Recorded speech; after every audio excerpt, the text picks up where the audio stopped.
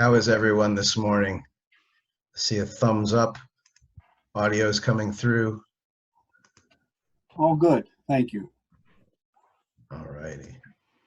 Well, we will be recording our webinar today, so once we're finished here, I'll clean everything up and make sure that everyone can have a copy of this. So if you kind of zone out for a moment or have to take a phone call or anything like that, that is fine, because we will capture it all and share it afterwards. Just a little housekeeping. I am BK. I am the director of Pennsylvania Park Maintenance Institute. So we were going to launch this year. I've been around since January, and we had a little curveball thrown at us in March. So we pivoted, and we're going to go virtual and try to create a little bit of presence while we can, focusing on specifically maintenance topics, and that's going to be everything from turf management, like we're talking about today, to operations, to administrative kind of things. And so one of my answers to one of the questions that all of us have is, how do we keep on top of maintenance issues even though not everybody's around? And there's certain things that have to happen, and we know that, but how do we communicate that to the powers that be, and how can we do that most efficiently? So that's what our focus for today is. I ask you, please use the chat box. If you are not familiar with Zoom, look at the bottom of your screen there. There is a chat box tool. Type in questions as we go through. We are here. I have a few kind of scripted questions to go over with our panel, but we will also like to hear your questions and follow topics that are most interesting to you. So before we really get into too many details, I would like to introduce our panel of experts. And so from our sponsors, Toro, we have two representatives. First, I'd like to introduce Lloyd Montgomery. Lloyd, would you like to, Yes, you'd like to add? thank you. Well, pleasure to be here, and look forward to trying to share some insights around turf grass maintenance and sport field maintenance. So anything we can try to answer, I look forward to trying to help.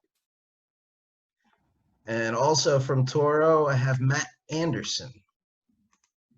Hello, everybody.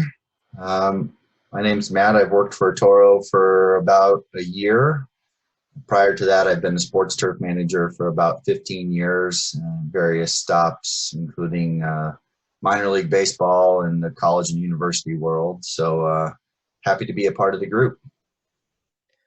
And from our distinguished advisory board, we have Rebecca Auchter from Advanced Turf Solutions. Hey folks, I'm over here in the western side of the state, in the Pittsburgh area, and like Matt, I have I'm relatively new to Advanced Turf Solutions, but I've been around the grounds maintenance in parks capacity, schools and universities for many years. So hopefully I can contribute to the conversation here today. And last but not least, from Penn State Extension, we have Jeff Fowler. Good morning, everybody. I hope you're all doing well and staying safe and healthy. I have been with Penn State for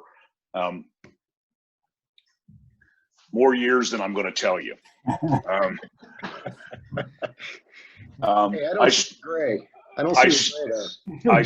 I started when I was 3. and I'm 34 years old. No, I've been with them for 31 years, working with sports and grounds, golf courses, athletic fields, turf, lawns, sod farms, you name it. I've probably been a part of it in the state of Pennsylvania, and if it's on the East Coast, I probably was a part of it at some point in time as well.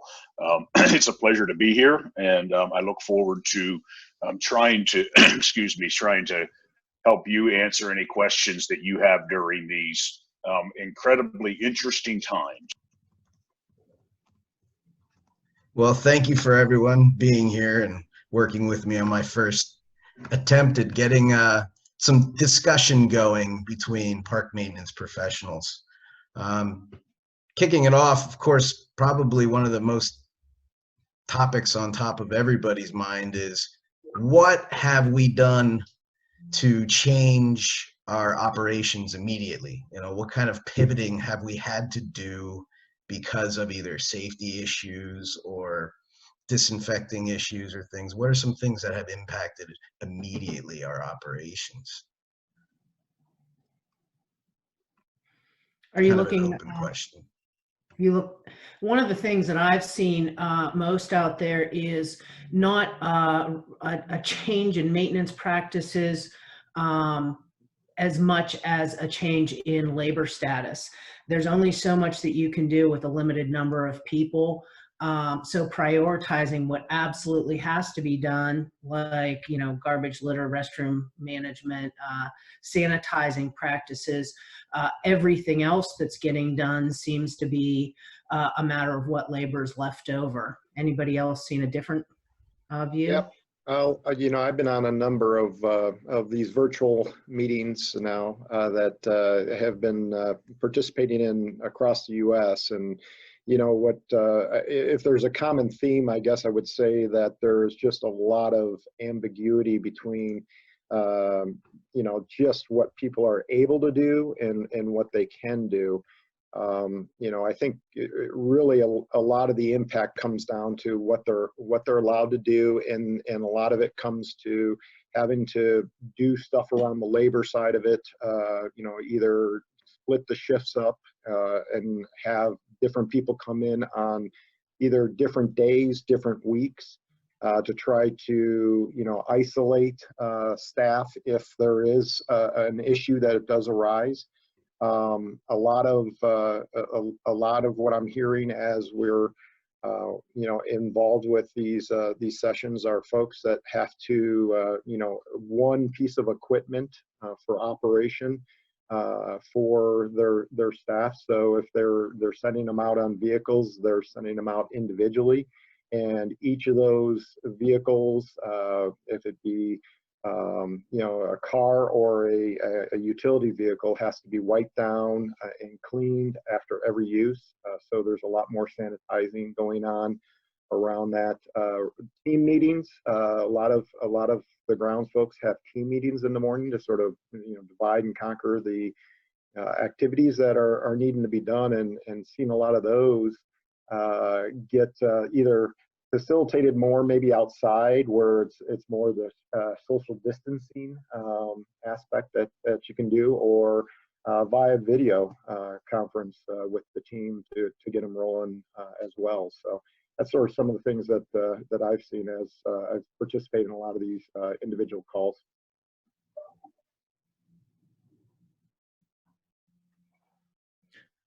Dan, take your dog down from the screen, would you? Dan Douglas has got his dog up there. He can't go anywhere without his dog, or his dog can't go anywhere. Leave me alone.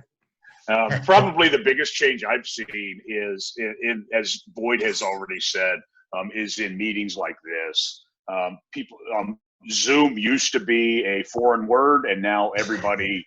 I mean, Penn State, we've been using it for I don't know, probably 5 years, and now everybody has used it and is using it and is figuring it out, including people that are using it on their smartphones and other devices, in addition to what Rebecca and Boyd have already said. Are you Zooming your crew out there on the fields though, or is it still daily huddles? And, you know, have that really, your shop operations, have those kind of things gone that way too, or do you see it going that way? I know I've spoken to a couple of people, a good friend of mine that works at a university. They have a facilities management kickoff meeting every morning with the director of facilities maintenance, and each crew reports to a empty classroom on campus, spaced out like a lecture hall, and they get a daily video briefing from the director of facilities management while everybody is separate. So there's probably 400 or 500 people interacting every morning through all that campus technology infrastructure.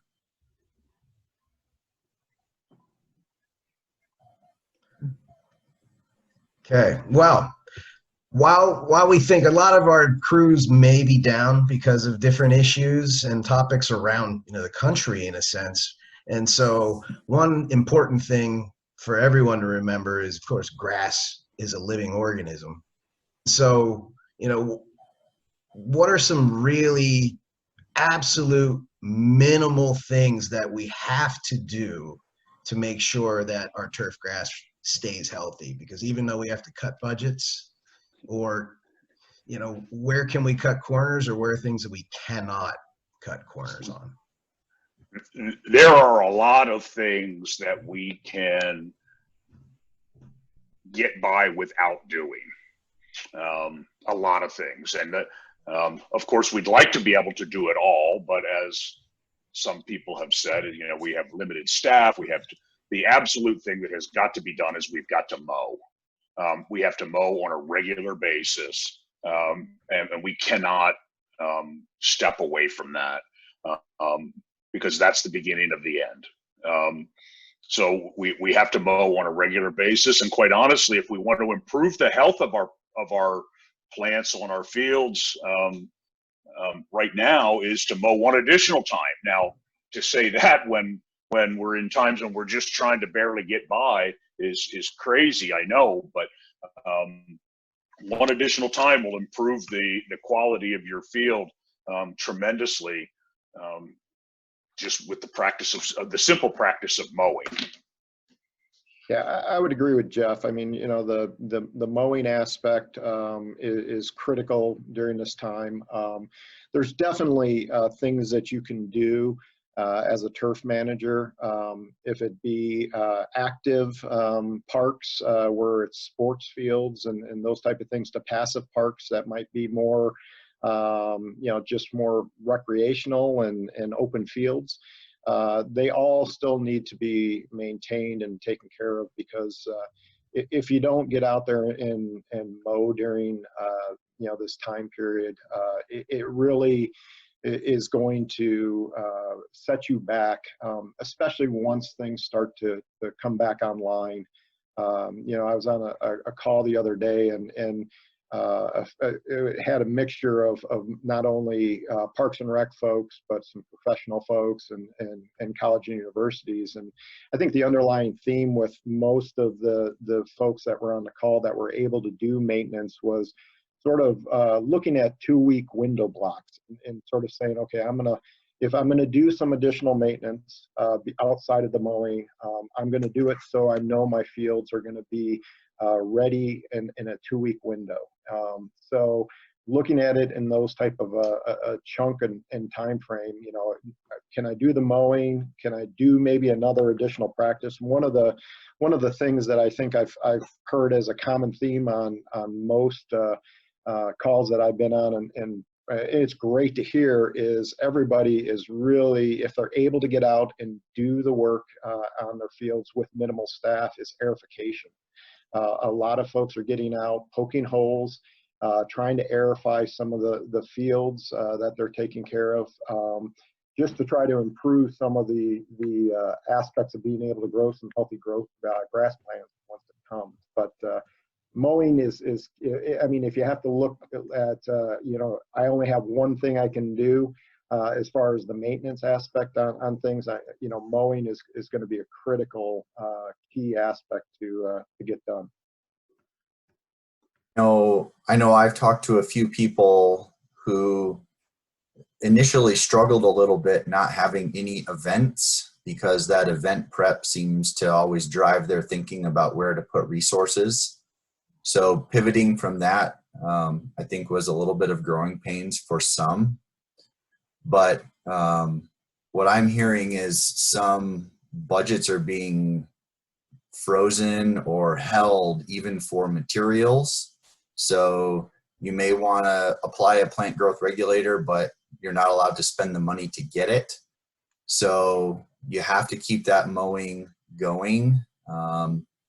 So I think guys are using the tools that are in their barn, whether it's mowing, maybe they're getting their aerator out or their verticutter out, or they're just doing those cultural practices that they can, that don't necessarily require them to order a product or, you know, step outside what they already have in place. It seems like everybody, you know, obviously mowing thing, but there's definitely some, you know, money budget being saved or at least not allocated for labor. I think without a lot of traffic on athletic fields, it's pretty safe to say that we can cut back on fertility, and we can cut back on control products like herbicides, like fungicides, or anything that might fall in that category. The one really interesting opportunity has been that sports fields, especially in parks, are just so rarely closed or any kind of resting period scheduled for them. Certainly none of us would have chosen this rest, but since we have it, there's an opportunity to really do some seeding, even if it's just broadcast seeding and, you know, kind of pushing the seed into seed to soil contact with, you know, some sort of a, you know, a knobby tire, even if it's that minor, if there's not the labor and the equipment to do a more sophisticated seeding operation, to get some seed on the ground. Where often there's not the opportunity because there's constant traffic on athletic fields. And even to expand on that a little bit, you know, perennial ryegrass, turf type tall fescue are often the choices on athletic fields where there's just ongoing traffic because those seedlings are tough enough to take it. But I've seen a number of soccer, football fields that we've seeded in with a regular rate of Kentucky bluegrass, because we're going to have time to get that to maturity before there's traffic on it. So it's not a big expense. You know, obviously we're saving on a lot of fertility, other control products, and some labor. So it you know, with the folks that I'm dealing with, there's been a justification for some of that seed, so that when we do open back up, we have a better stand of turf grass than when the fields got closed. You bring up a point that someone brought up a question because of the pandemic and the high traffic areas, basically what they've needed to do to deter people from being out on the sports fields, because even though you say they're closed, people are still playing. They've let things go taller. So for example, going to 4 inches being as opposed to 2.5. And so trying to keep people off the fields in different ways by making it basically not a nice playing surface. So the question is, you know, as they need to transition back gradually, so what are some things that maybe they can do, or are there ways to cut corners to get back a little bit faster, or is it 1/3 rule and that's it? I have never been a proponent of changing the mowing height, even when it's not being used. I think you get a mowing height with cool season grasses. Get a mowing height and stay with it. I think that if we allow it to go longer, yes, the roots go deeper, and we know that from research. It's almost directly proportionate to the green growth is the root depth underneath, but it's also transversely, as soon as we mow it short, the roots are going to be short. So I have never been a proponent of changing mowing height. So I say go to 2 and leave it at 2 and don't mess with it. But I also know, I'm also realistic enough to know that in some instances we can't get to those properties to get them mowed. But that's just my. Yeah, I would echo with Jeff in my previous life. I mean, what I found to be successful is to really pick, one mowing height and stay with it. So, in this time when we probably can't mow as frequently as because maybe labor restrictions, or maybe it's just plain, you can only have X amount of days that you can get out to do the maintenance because of the use of the parks. That's another common theme, is that, generally, for the most part, there's a fairly decent window during season that, Parks and Rec folks have time to get out on the fields and take care of them, because folks are in school, folks are at work. And now that the new norm is the work from home, and they need to find a way to get out and recreate, it's consuming a lot of that time that the turf managers and that have to be able to do some of those maintenance practices. So, I think the mowing height, if you can stay consistent with it, if it be at 2 inches, if it be at 3 inches, I would stay consistent with it. And, if it is a situation where, the grass does get away a little bit, just strongly recommend, practice that 1/3 rule when you do remove that turf. Because if you do go in and really, buzz it off to try to get back to a somewhat, plain surface that everybody wants to go on, not only do you have the windrows that you're going to have to deal with, but you're potentially shutting off that root growth or any growth down below there, because the plant has to recover from that shock that you've just put it into. I just had a question come through. What should an ideal mowing height should be for ball fields versus other park areas? I guess I would take that there probably be a multitude of answers to that question based on the situation that you're dealing with. If you're able to stay at your normal mowing practices that you were doing before the pandemic, and you're able to get out there with a decent frequency, then it's probably your mowing height's going to be relative to your cultivar of grass that you have, as well as the expectation of your user groups. Maybe on a Kentucky Blue, it might be, if it's a newer cultivar, it might be an inch, 1.25 inches. But there is, you got to take that in consideration. That's probably post-pandemic issue. And again, if you're not going to have the labor and the personnel to be able to get out there and stay up with that frequency, then I think you need to look at, how do I maybe allow it to grow a little bit higher, which might cut down on the amount of frequency of mowing that you have to do, and maintain it at that consistent height at that new level, until we get back to a semblance of, activity going to be starting and being active on the turf. So I don't know if anybody else has an opinion on that. I manage recreational fields in parks for many, many years. So, assuming that you're talking about a recreational level soccer, football, lacrosse field, I would say 2 inches. If you're talking about, a recreational level baseball, softball field, 2.5, maybe even 3 inches you could get away with. And your common areas, 3 to 3.5 inches. I mean, the more, the higher level of expectation from your athletic field, probably the lower the height. But just for general recreational use, those are the rules of thumbs that I would throw out there.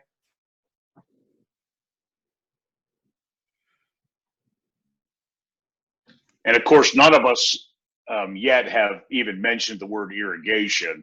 That's assuming no irrigation on those fields and stuff like that. So there's lots of, as Boyd said, there's lots of balls that we need to keep in the air. Just saying a specific height isn't there's not a prescription. Yeah, absolutely. I agree with the other guys. You know, as far as what I've seen over the years in a recreational setting, you know, we can get reasonable ball roll and play and performance, you know, at those heights I mentioned, but there's so many specific scenarios where you might want to choose a different height.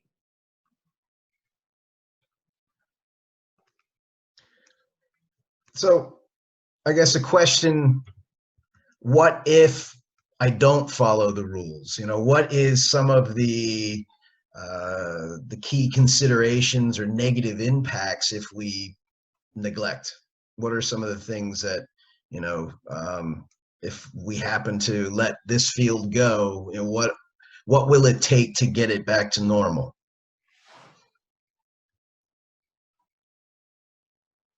Well, I guess I would say it depends on, I guess the surface level. You know, if we're talking about ball fields, you know, soccer fields, lacrosse fields, and you know, I've been on a few calls where the folks haven't even been, you know, they shut down March 31st, and they're not coming back until next week, and haven't been able to do any level of maintenance on any of their fields.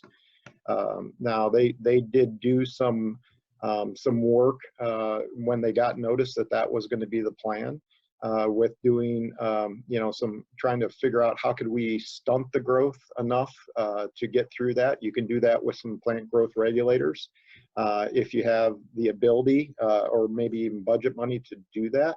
But a lot of folks don't have that capability. So, you know, the grass starts to, you know, to get away from them.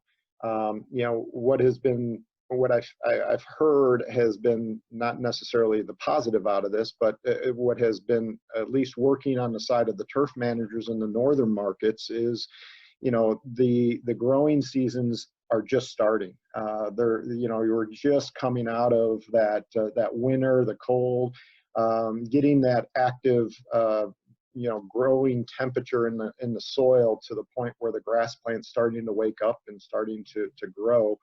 So, you know, if as long as their ability to start getting back and maybe doing some more, you know, doing some mowing and staying on top of it, they weren't that concerned about it. But you know, if it's a situation where you know, you're shut out, you can't get in there and mow, I think, you know, you're going to have to look at, you know, how do I get in with, you know, a mower once I'm able to get back in there, and again, work that grass plant down. And I think one of the things, you know, we can talk about some of the maintenance practices that we need to do on the field. I think one of the key things for turf managers as they start to see a light at the end of the tunnel where activities and that are going to be coming back on the field, I would have strongly encouraged start that communication, if it hasn't already, with your managers and your directors around the expectation as far as based on what you're able to do, or, you know, based on what you're not able to do, what is going to be needed to get that field back in a safe, playable condition for, you know, those people that are going to be coming back onto the facilities. Because to wait until the switch gets thrown on and to say, whoa, I need 2 weeks or 3 weeks, or we need to do some major renovation to try to get it back into shape, is probably not going to be the best way to handle that as we go forward.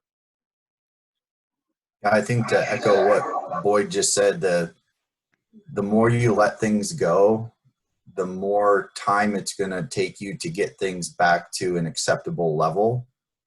And I think that can be a little bit of a moving target depending on your unique local situation. But having that communication and trying to have those conversations upstream would be beneficial. I think everyone recognizes that the news around the coronavirus seems to happen fast, and things change.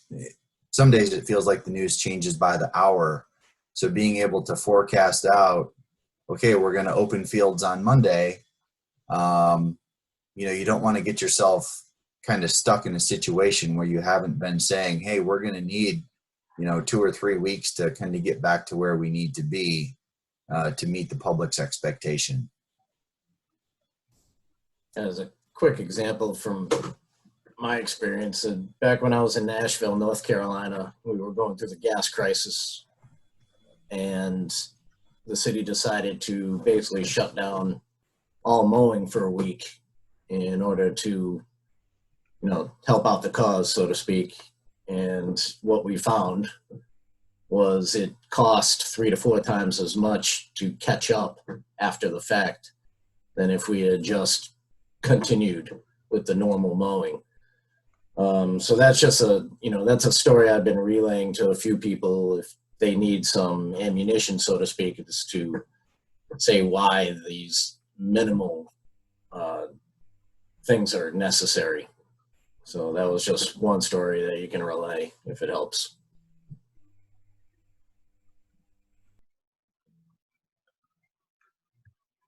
So as we do say minimal, what are some things that we can plan and make sure that we have in our daily, weekly, monthly, seasonally kind of operation schedules and things? What are some of those key components that we should be thinking about in that kind of mindset, so we don't get caught, or at least we know when things do happen in the future, we are ready for something, then we know what we need to do and the essential options. I think one thing we haven't talked about yet, besides mowing, I think it's important that whoever's managing these facilities is getting out and just doing kind of a visual inspection. Whether you're riding around in a cart or a truck and you're walking fields and you're trying to proactively look for issues that are out there, so you don't get a situation where you maybe haven't been to a site for a week or two and something has happened that kind of throws you a curveball. You want to make sure that you know what's going on out there, even if it is minimal maintenance. I also think if you have them, you want to not forget about like your baseball and softball infields. I think it's very easy to say, oh, we don't have any play, we don't have to worry about the baseball fields. But just a routine drag once a week on the field, on the warning track if you have it, will go a long ways to keeping those surfaces decently level, keeping weeds from coming up in them. I know I've seen instances where a high school might not touch their softball field for the entire summer and the infield just turns into a big weed patch. And then the crew spends a week sod cutting out the weeds and getting things graded back. And, they think that that's a way to save some effort over the summer, when really if you just spent the 15 or 20 minutes to drag it to keep those weeds down, kind of to Patrick's point, if you would have just done some of that maintenance up front, you wouldn't have to put that effort in on the backside. I'll speak to, the minimum maintenance. What do we do when it's time to open back up? Well, hopefully you can kind of find your spot in the plan you already had. Are we in summer? Are we already in fall? Is it a couple of weeks from now? So presumably you have some sort of a maintenance plan. You can find your spot in there and return to it. If you don't have a maintenance plan, or you're severely restricted in budget and labor for the rest of the year, then you're going to have to adapt that plan. And I think a tremendous resource right now is, and I'm not advocating this, but everybody who's on the panel today is a member of Sports Turf Managers Association, STMA. Right now, for other folks who aren't members there, if you sign up as a guest, you get access to all of the resources that the STMA website has to offer. So if you don't have a program, and you're wondering, okay, what's a minimum program that I could put on a recreational field, university field, whatever it may be, there's resources on STMA's site. And right now you can get all those resources for free just by signing up as a guest. So that might be a really good place if you're wondering what's my program. Certainly, the 40 minutes or so that we have left to talk here today is not enough time to go into all of those details. So you can find some prescriptions, sort of, if you will, already prepared there. Bouncing off that as well, I threw in the chat box there the park maintenance website. I have opened up all of our resources for the time being as a best interest for the community at large for park maintenance resources. Our model was to be subscription based, but since things are going right now, we didn't feel it was the best time to push on that angle. So we have put everything out there. I think Rebecca brings up a great point about the STMA, and I wouldn't forget about not only the Park Maintenance Institute resources, but also CAFMO that's local. But I think the key thing to understand right now is these are new waters for everybody, and everybody's in the same boat. We don't know what it's going to be, and how it's going to be once everything comes back online. So there's a lot of folks needing to adjust, needing to try to figure out a new way of doing things for the time being until we get back to some normal. So I would strongly encourage, use these groups, use your peers, reach out to them via phone or via video, and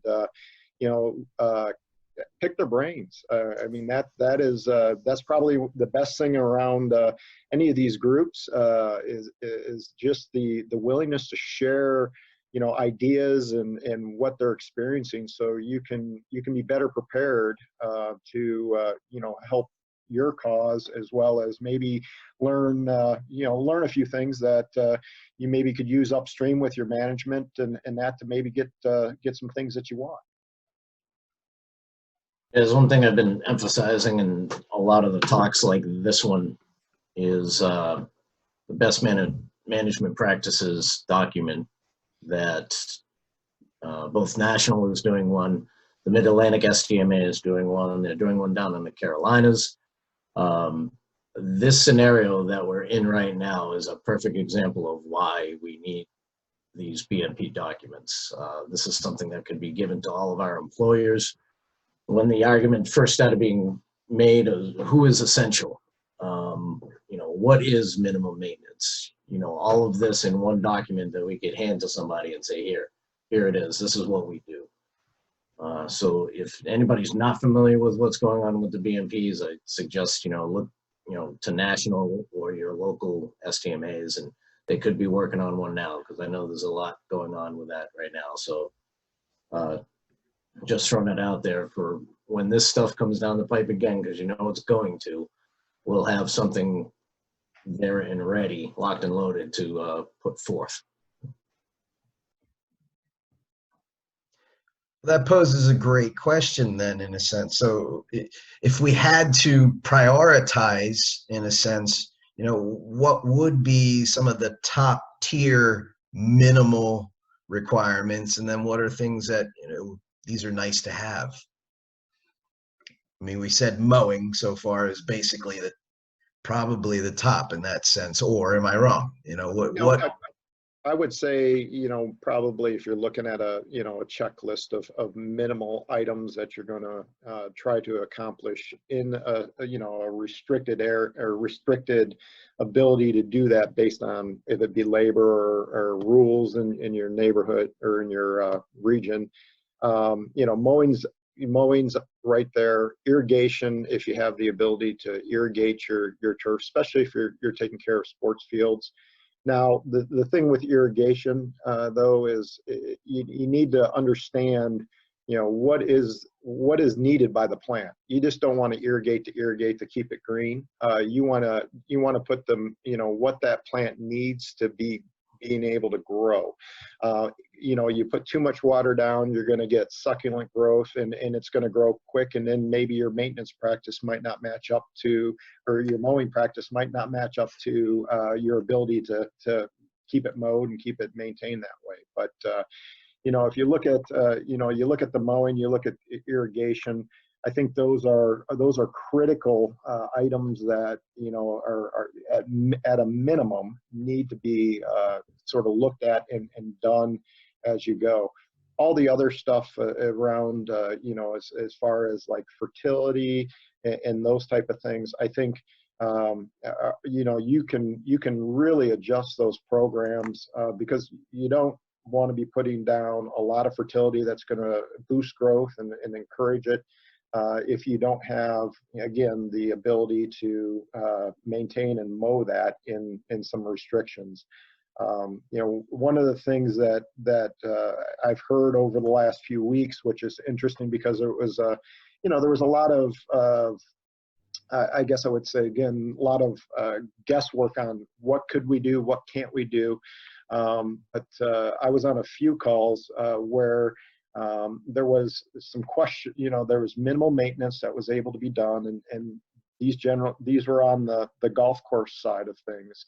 And they were actually in a few regions, they were still trying to go out and rank bunkers and do that kind of work. And in one instance, the cops stopped at the course and actually was questioning them why they were ranking the bunkers. So, I think what I've heard over the last couple of weeks, and there's been a lot of public policing, I guess you would say, of activities that could be done. I think the public is aware of, we need to do some maintenance, but do we need to weed whip or have that type of activity going on right now and not in areas like that? So we're seeing as I'm involved with some of these groups, you're seeing more and more stories as far as how the public's calling the GM or calling the city and complaining because there's activities that are going on the facilities that they are questioning of, are they needed at this time? So some of them might be justified, some of them might not be, but it seems like you got to be aware of that public perception in a time where people are being asked to stay home and not go out. I think if I was going to put my turf manager hat back on, if I was able to keep my mowing frequency at a decent level, I would want to take advantage of having time with no use on athletic fields. Kind of like Rebecca said earlier, I would want to try and address problem areas. So do I have some seed in the barn that I can work on some thin spots or some high traffic spots? Can I get a jump on some aerification where normally we couldn't close down a field in the spring because of use? Now I'm able to get out and do some of that work. Boyd mentioned irrigation.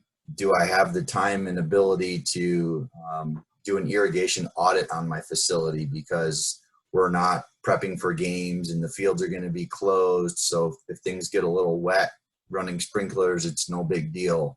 What are those things where we can take advantage of some of this downtime that, hopefully you're never going to get again, is where my mind would go with some of that.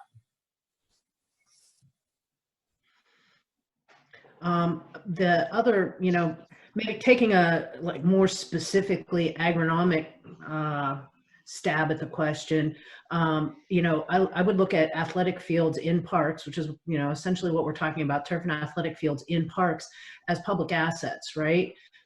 We don't need to let our assets deteriorate. So do we have to maintain them in game-ready condition? No, absolutely not. We may be able to significantly back off fertility and that sort of thing.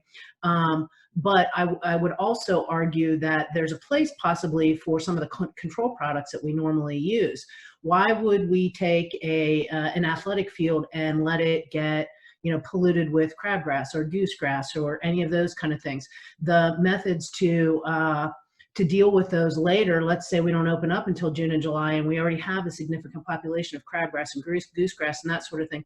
The labor, the chemical needed to control those at that time is more expensive than using preventive measures now. And, to jump on with what Patrick was talking about, the additional labor, the additional products needed down the road, when we could simply and inexpensively do some preventive things now, so that our assets are not deteriorated. They're not loaded with broadleaf weeds. They're not loaded with crabgrass, goosegrass, and that sort of thing, which are not going to make for good playing surfaces down the road when fields do open. So I think that there's absolutely justification for that. Yeah, one of our group members brings up an interesting point in the chat pod, that a lot of those things are under public scrutiny more so than they've ever been before. They're being asked to sit at home or stay home, and here we are out doing practices that we want to be able to get away with, and it is a real balancing act of what we can need, or what we can do and what we need to do in the eyes of the public.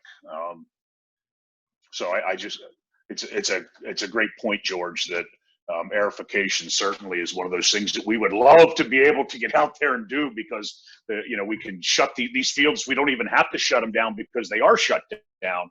Just hop in and aerify them, overseed them, top dress them, make them what we've wanted to make them for a long time, and boom, here we go. Now people are being critical of what's happening. Yeah, I think it's again with aerification, it's a lack of understanding. I think Patrick, mentioned that in his chat.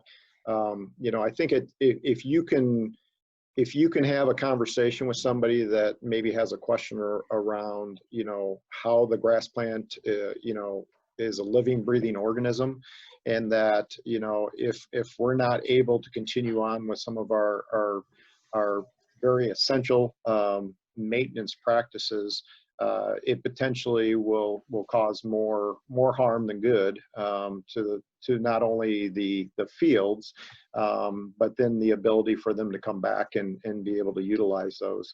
They're definitely, the golf courses, I guess, they're a little bit more hidden in communities. The parks and that are a little bit more out, so there probably would be a little bit more questioning around that. But I think there's enough research, enough information out there that as long as there could be a conversation around the benefits of why you need to do it, then I think you can have those conversations with the folks that are maybe questioning it in the community and continue on. It's a matter of being able to have that voice at the table to at least try to explain, the why it's needed and why it's so important as a tool in taking care of turf and providing safe playable fields. So I guess a question for you, and maybe even the general community in a sense, is what are some best practices, or what are some ways that we can help our crews communicate that importance? I mean, so it's great that we as the industry understand the importance, and that we're able to communicate it through beautiful infographics and those kind of things, but it's not necessarily the boots on the ground that are dealing with the public people that are asking those questions. So what are some things that we can do to help support them when they have those kind of interactions? I think keeping the talking points very simple is key. Don't overwhelm them with too much that they need to say. I thought Rebecca's comment was spot on in terms of you're protecting a public asset, and I think people can understand that even if they don't understand the agronomic piece. These facilities and these fields cost money, and we're protecting that investment that was made. And I think that's a very simple and concise message that your crews could be armed with. And it might be one of those things where you take, if you know you're in a sensitive area where there's going to be, some of that public pushback, maybe you make an index card that you give to your folks that are going to be out there on the front lines in the day-to-day operations, if it be aerification or be mowing. Again, positioning it around the public asset, the why we are doing this, because it's a living, breathing organism. It needs to have certain inputs to be able to survive, but keep it high level and try to put the spin on it so the average person that just mows their home lawn knows about it. I like to use this scenario a lot of times, when turf managers go into board meetings and they either ask for, if it be equipment or if it be chemicals or, a big ticket item, let's say, unless you can relate to all the folks sitting around the board table, in terms of what they might know. For example, if it's a physician, talking about, the injury of a grass plant to an injury of relating to an injury of an individual, then they can start to conceptualize. I understand, that's why we have to do it. So it's trying to get our message, I think, into a high bullet point level to be able to say, here's why we're doing what we're doing. Yeah, I'll add very quickly that when I managed a staff who managed parks, we had a very involved community who was very vocal. So very simple, exactly like Matt said, simple canned talking points. And my staff had a badge, had an ID badge. In the back of their ID badge was my business cards. So if anybody wanted to engage any further, they were absolutely trained from day one to put my business card into that resident's hand, and we can talk as long as you want, because it's not the front line. It's not the front line employees' job to be making more sophisticated, possibly political commentary with local residents. That's not their job. So an easy access path to a manager or supervisor is my answer to that question. That's great. Thank you.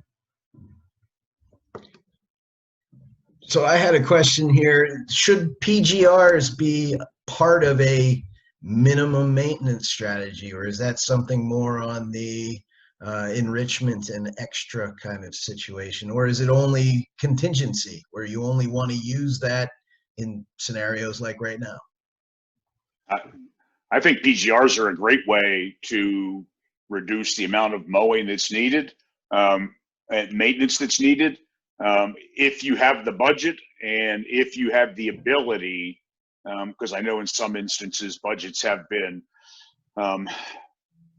more heavily scrutinized, even though the budget is there, they may not be allowed or may not be able to make the purchase.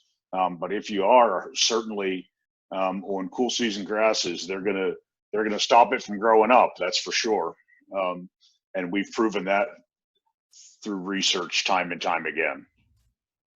Yeah, in a minimal maintenance scenario like we're in now, everybody's talking about plant growth regulators as a means to reduce labor inputs. You're going to get all the great benefits of plant growth regulators and reduced mowing need. In normal times, I'm a huge advocate, along with Jeff, of using them year round. Well, not exactly year round, throughout the entire growing season. But the one thing that I would caution people who are considering PGRs, who don't normally have it in their program, who are only using it as a temporary means to help reduce mowing, is make sure that you understand that there is a reapplication interval based on what product you use. So depending on what product you use, you can very reasonably expect when you're going to have to reapply it. That's a longer conversation, but if you only plan to apply it once, there's a very predictable, growth spurt at the end, a rebound effect that you're not going to like at all. So if we're talking about plant growth regulators, absolutely on day one, what is your ability to reapply at the recommended interval, and what products are we choosing based on that reapplication sort of ability? What kind of labor and equipment do you have available? And for people who don't know, plant growth regulators all need sprayed. They don't come as a granular.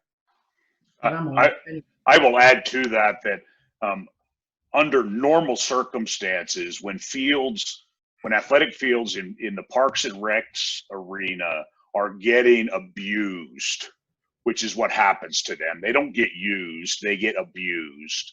I do not recommend using PGRs because of the lack of recovery that you see when you put those plants under growth regulation. They just don't grow enough to recover in the way we need to see them recover.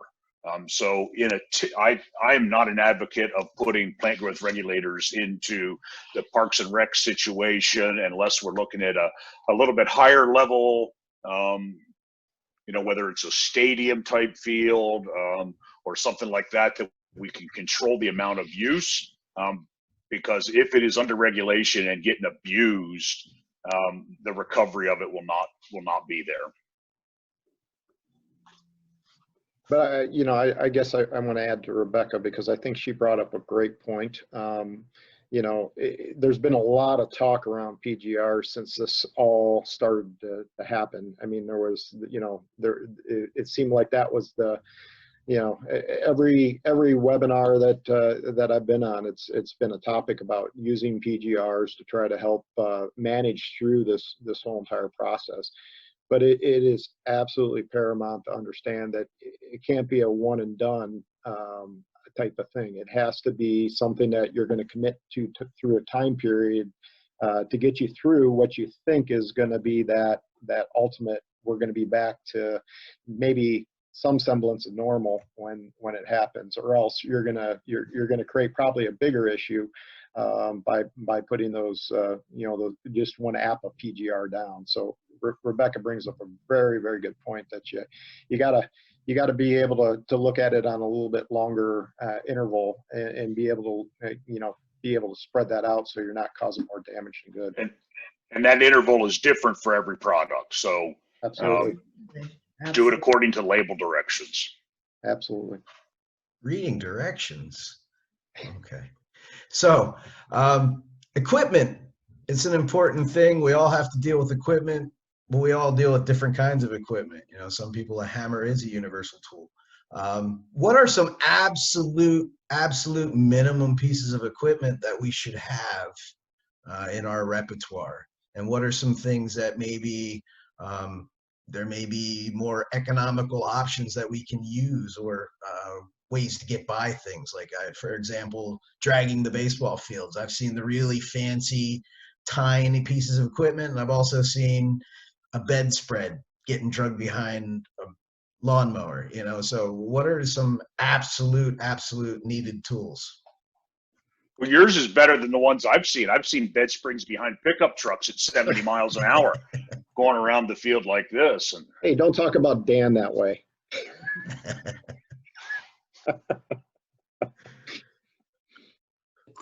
You don't want to pull me into this, boy. I'll let the equipment folks handle this, but I think we've already talked about, and I will use an example with a group that I worked with, and we had a demo unit. I won't name the name of the company, but we had a demo unit of a mower that was much more so than we actually needed to have. But they said, well, we can't afford that. And my comment was, how can you afford not to have this? We know the quality of not only the equipment, but also the quality of turf that we will produce with one additional mowing. And they were paying, instead of paying for a larger piece of equipment and one person's salary, they were using 0-turn mowers and 12 people on 62-inch mower decks, and doing it in twice as much time, and their carbon footprint's larger, and all those other things that we don't need to sit here and talk about on a webinar. We all know those things.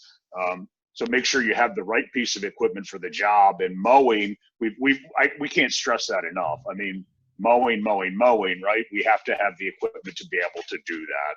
And now is not the time to go out and do a PO for a brand new, 5-deck mower, but certainly it maybe made us wake up and realize, oh, I should have made sure that I had this stuff going into this to be prepared. Not like being short of ventilators or respirators like hospitals are, but kind of make you realize that I don't have the equipment that I need to do the job that I need to be able to do, and start to put together a plan to be able to make those purchases or leases or whatever kind of arrangements you can work, because no matter what the equipment is, it's all about the tool.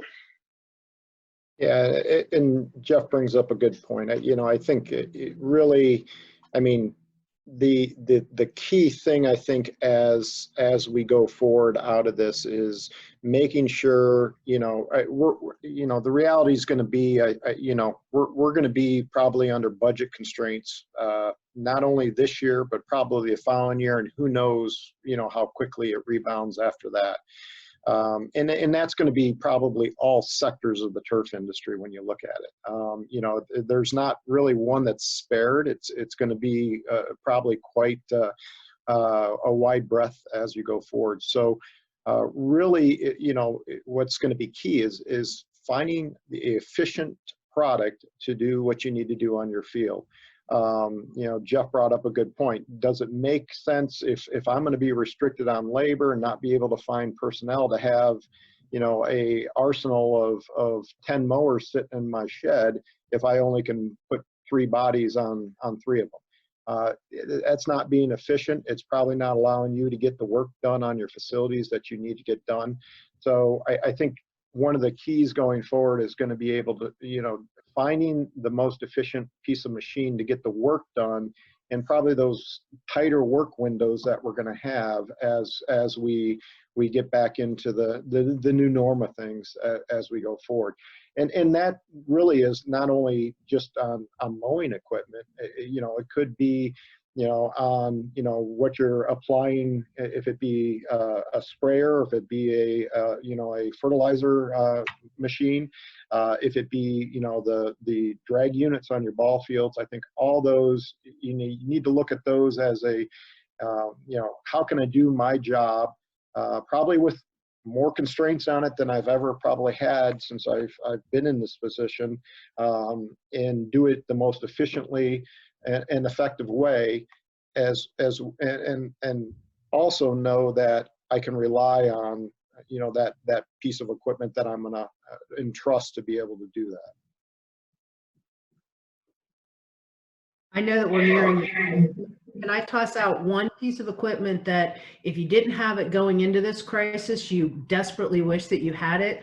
It was a large blower, either a PTO-driven 3-point hitch blower that can go on a tractor, or something you can attach to your utility vehicle, like a 25, 30 horsepower turbine blower.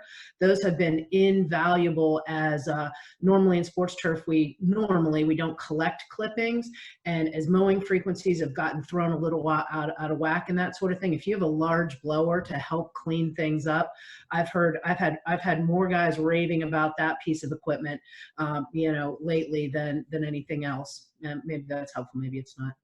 Just blow it over to the next property if you get a big enough one. Definitely.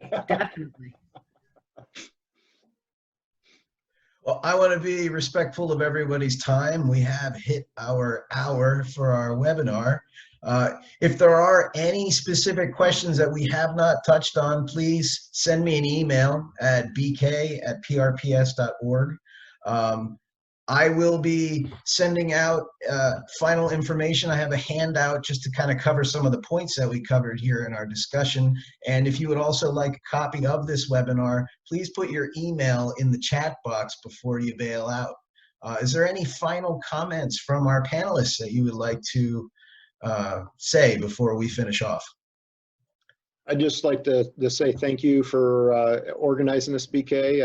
You know, it's great that we can get on and talk and share some, you know, thoughts and ideas that we've either experienced or heard as we go through these changing times. And you know, we're always here to help if there's additional questions. Yeah, BK, will this be posted on the PRPS or the PPMI website somewhere? I will put them on both, actually. So we will be able to find them on the Park Maintenance Institute website as well as on Pennsylvania Recreation and Park Society websites as well. BK, if I can jump in, this is Dan Hendy. I'm the education manager for PRPS. And I really have to say we have a very big COVID-19 site, pandemic site, which is like, we've been collecting materials for almost a month now, and there's a lot of recordings from different virtual roundtables, not only the park maintenance that you're working on right now, but other areas of recreation and parks. So we encourage you to go onto that site, look for resources, also with the PMI site. There's just a lot there. And again, I would echo what BK was saying, like, please leave your email address and we'll make sure that you get a set of these links and the paper that BK was referring to. Thank you. And thank you, Dan. Actually, I am currently working on our next webinar. The topic actually is going to be kind of the opposite of what we were doing, is in the no, mow, and meadow control. So a little bit a different aspect in parks. So not on the sports turf, but open